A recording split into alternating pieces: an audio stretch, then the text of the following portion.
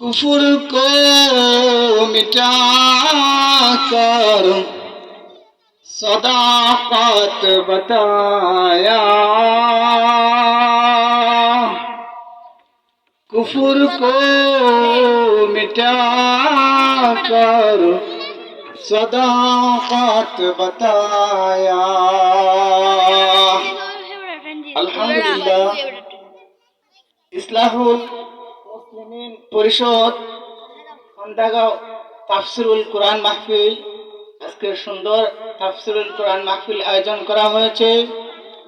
অতএব অত্র এলাকার ভাইদের প্রতি আবেদন থাকবে, আপনারা রাস্তাঘাটে, বাড়িতে গাড়িতে, হাট বাজারে অযথা ঘোরাফেরা না করে এই সুন্দর মাহফিলের মধ্যে এসে বসে যায়। প্রিয় ভাইরা, আমি আপনাদের সামনে 21 নম্বর পারা থেকে একটি আয়াত পড়েছি। সেই আয়াতকে সামনে রেখে আল্লাহ পাক রব্বুল আলামিন যদি আমাকে দু একটি কথা বলার তৌফিক দান করেন, তাহলে দু একটি কথা বলে বিদায় নেব। মা তাওফিক ইল্লা বিল্লাহ। আল্লাহ তাআলা বলেন, ইন্নাস সালাতা তানহা আনিল ফাহশাই ওয়াল মুনকার, নিশ্চয় নামাজ মানুষকে মন্দ, অশ্লীল, খারাপ কাজ থেকে বিরত রাখে। নামাজ মানুষকে সব ধরনের খারাপ কাজ থেকে বিরত রাখে, অন্যায় কাজ থেকে বিরত রাখে, বাজে কাজ থেকে বিরত রাখে। ওয়ালা যিকরুল্লাহি আকবার, আর তোমরা আল্লাহকে স্মরণ করো। ওয়াল্লাহু ইয়ালামু মা তাসনাউন। এই দুনিয়ার মানুষ, তোমরা যা কিছু করো নিশ্চয় রব্বুল আলামিন তার বান্দার ব্যাপারে সবকিছু জানেন। অতএব বললাম আমি আপনাদের সামনে, সেই নামাজ যদি আপনি নিয়মতান্ত্রিক ভাবে আদায় করো, সেই নামাজ আপনাকে গুনাহের কাছ থেকে বিরত রাখবে। আমাদের সমাজে এমন কিছু মানুষ আছে যারা নামাজ আদায় করে, কিন্তু তারা গুনাহের কাছ থেকে বাঁচতে পারে না, অন্যায় কাজ থেকে বাঁচতে পারে না, সুদ খাওয়া থেকে বাঁচতে পারে না, হারাম খাওয়া থেকে বাঁচতে পারে না। এর থেকে বোঝা যায় আপনি আপনার নামাজের মধ্যে ভেজাল রয়েছে। রাহমাতুল লিল আলামিন, ওনার কাছে কয়েকজন সাহাবায়ে কেরাম আসলেন, আসিয়া বললেন, ইয়া রাসূলুল্লাহ,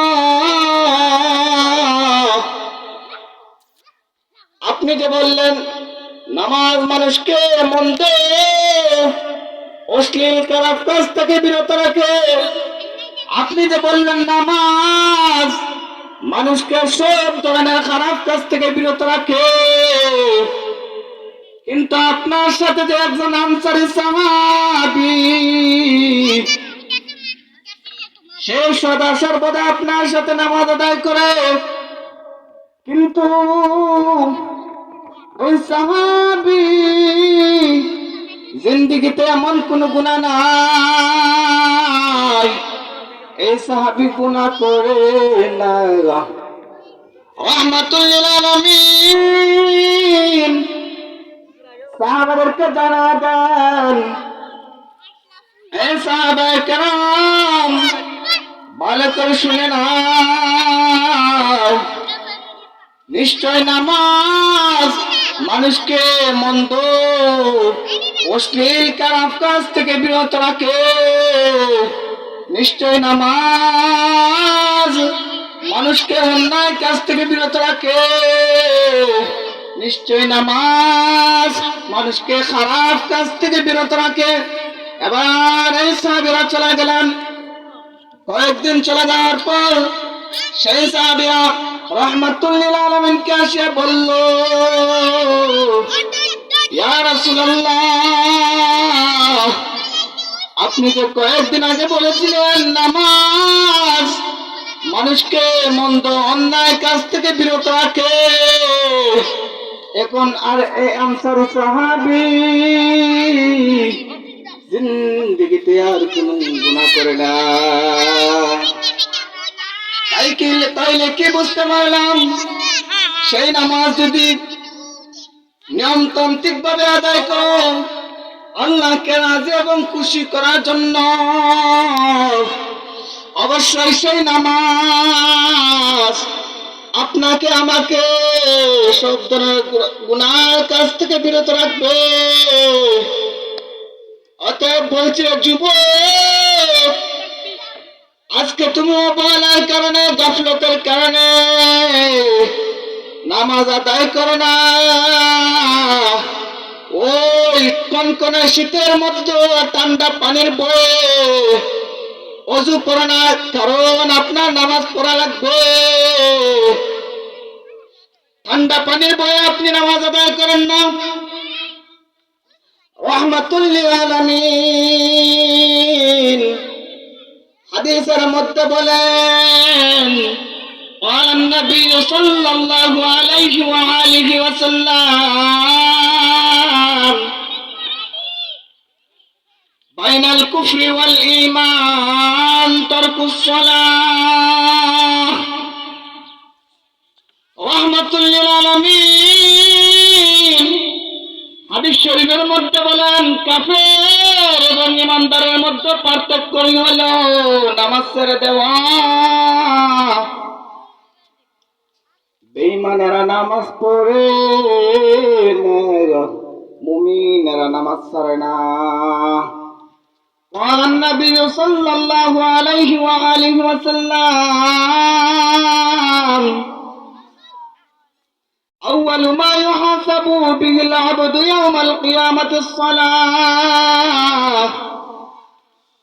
নবীজি বলেন, কিয়ামতের দিন সর্বপ্রথম বান্দার নামাজের হিসাব হবে। অতএব কোথায় চলছে রে বাবা? এই জন্য অনুরোধ করে বলছিল, যুবক, তুমি স্কুলে পড়ো, কলেজে পড়ো, তাতে কোনো বাধা নাই। তাতে আমার বাধা হলো ওই জায়গায় আপনি নামাজ আদায় করেন, আপনি নামাজ পড়েন, রোজা রাখেন, হজ করেন। स्कूल में कॉलेज में पढ़ो, हम नहीं नुकसान। स्कूल में कॉलेज में पढ़ो, हम नहीं नुकसान। इस्लाम का तमाम हुदूद जब का फरमान। स्कूले पढ़ो, कॉलेजे पढ़ो, তাতে কোনো বাধা নাই। তবে আমার একটা অনুরোধ থাকবো, আপনি বেয়াদব হইও না, মা বাবার সাথে বেয়াদবি করিও না, আল্লাহ ওয়ালাদের সাথে বেয়াদবি করিও না, আলেম উলামাদের সাথে বেয়াদবি করো না। আজ থেকে প্রভুর কাছে মাফ চাও আর বলো, হে দয়ার মালিক, জিন্দেগিতে যত অন্যায় করেছি আর কোনদিন গুনাহ করব না। কারণ আল্লাহ তাআলা নিজেই বললেন, قل يا عبادي الذين أسرفوا على أنفسهم لا تقنطوا من رحمة الله إن الله يغفر الذنوب جميعا إنه هو الغفور الرحيم.